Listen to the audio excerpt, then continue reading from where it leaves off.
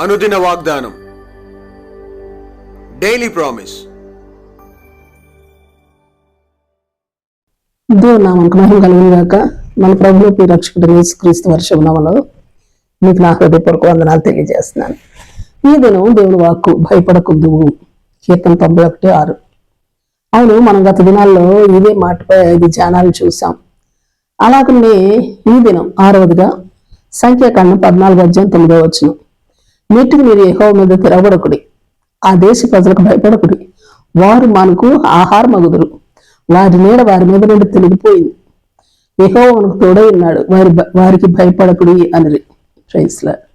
అవును, మన ఆత్మీయ జీవితంలో పరిపూర్ణతకు చేరుకునే కొద్దీ సమస్యలు బహు జటిలంగా మారుతూ ఉంటాయి. ఇక వాటిని ఎదుర్కొంటే మనకు సాధ్యం కాదు, ఇక ఓటమికి సమీపంగా ఉన్నాము అనే భావన. 13-14 అధ్యాయాల్లో గమనిస్తే కనాను ప్రవేశం ఎంతో సమస్యగా కనిపిస్తుంది. మరి ముఖ్యంగా అక్కడ ప్రజలను గురించి, కనాను ప్రజలు గూర్చి ఇవ్వబడిన వివరణ చూస్తే 13-33 అక్కడ నెఫీలీల సంబంధులైన అనాకు వంశపు నెఫీలీలను చూచితిమి. మా దృష్టికి మేము మిడతల వలె ఉంటిమి, వారి దృష్టికి అట్లే ఉంటిమి. ఉదాహరణకు గుళ్యాతి వంటి వారే వారందరూ. ఆ దేశంలో ప్రతి ప్రాంతంలోనూ వారే నివసిస్తూ ఉన్నారు. మరి వారి యొక్క మైదాన ప్రాంతాలైనా, సముద్ర ప్రాంతాలైనా, కొండ ప్రాంతాలైనా దానిలో నివసించు ప్రజలు బహు ఉన్నత దేహులు, బలవంతులు. ఆ దేశ ప్రాకారాలు మీకు గొప్పవి, పాలు తేనెలు ప్రవహించు దేశమే. ఆ దేశ ప్రాకారాలు మీకు గొప్పవే. అయినప్పటికీ ఆ ప్రదేశం ఎంతో సమస్యగా కనిపిస్తూ ఉంది. కనాను ప్రవేశమే సమస్యగా కనిపిస్తూ ఉంది. ఇక్కడ మనం గమనించాల్సిన అంశం ఏమిటంటే, ఎంత ఆత్మీయతలో, ఆత్మీయ జీవితంలో ప్రయాణిస్తూ ఉన్నా, ఎంత ఆత్మీయతకు ఎదిగిన వారైనా సమస్య పరిష్కారం మన చేతిలో లేదు అన్న సమయాల్లో ప్రతి ఒక్కరూ చేసే పని యెహోవా మీద తిరగబట్ట.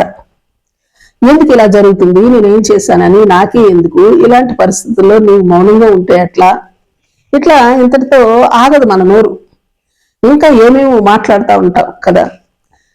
అయితే దేవుని వాక్కు చెబుతుంది 14:9 ఆ దేశ ప్రజలకు భయపడకుడి, ఎందుకంటే వారి నీడ వారి మీద నుండి తొలగిపోయింది. అంటే వారికి లేరు. వారు లేకపోతే మరి నువ్వు ఎవరికి భయపడతావు, ఎవరికి భయపడాలి? వారికి ఉండరు గనుక వారు మనకు ఆహారం అగుదురు, వారి ఆహారం మనదవుతుంది. ఎంత అద్భుతం! ఎందుకో తెలుసా, యెహోవా మనకు తోడై ఉన్నాడు గనుక మనం భయపడకుండుము. ఆమేన్. Praise lord. అలాగనే 7వదిగా లూకా సువార్త 1:30 భయపడకము, దేవుని వల్ల నువ్వు కృప పొందితివి. అవును, ఆమేన్. ఇది గమనించటం చాలా ప్రాముఖ్యమైన విషయం. ఇది గమనించటకు మన మనోనేత్రాలు తిరగబడవలసి ఉన్నది.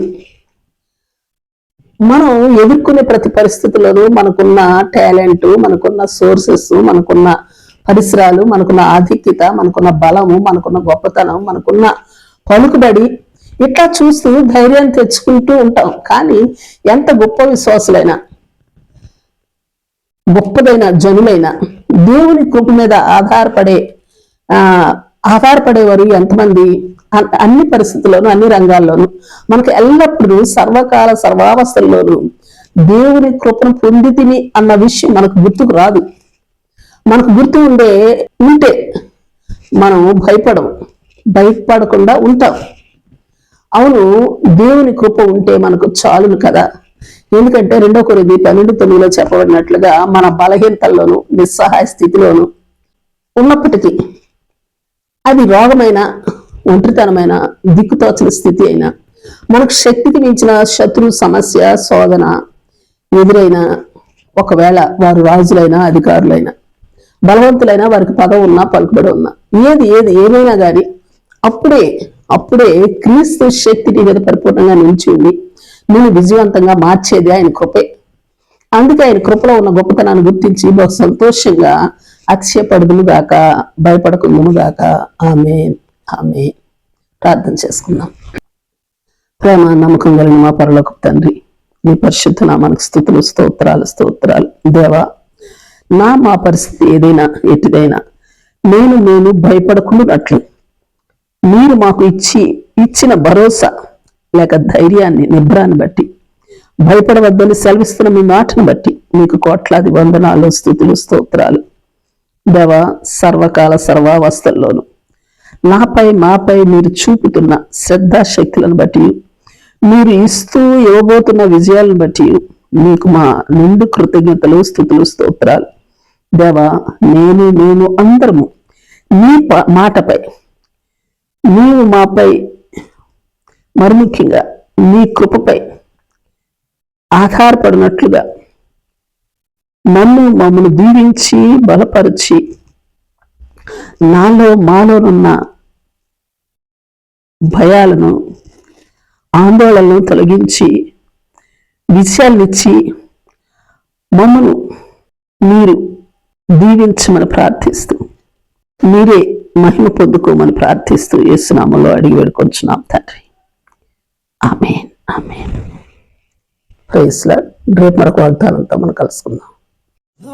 ప్రతిరోజు ఉదయం ఈ కార్యక్రమాన్ని వీక్షించగలరు. తిరిగి మళ్ళా రేపు ఉదయం కలుసుకుందాం. దేవుడు మిమ్మల్ని దీవించును గాక.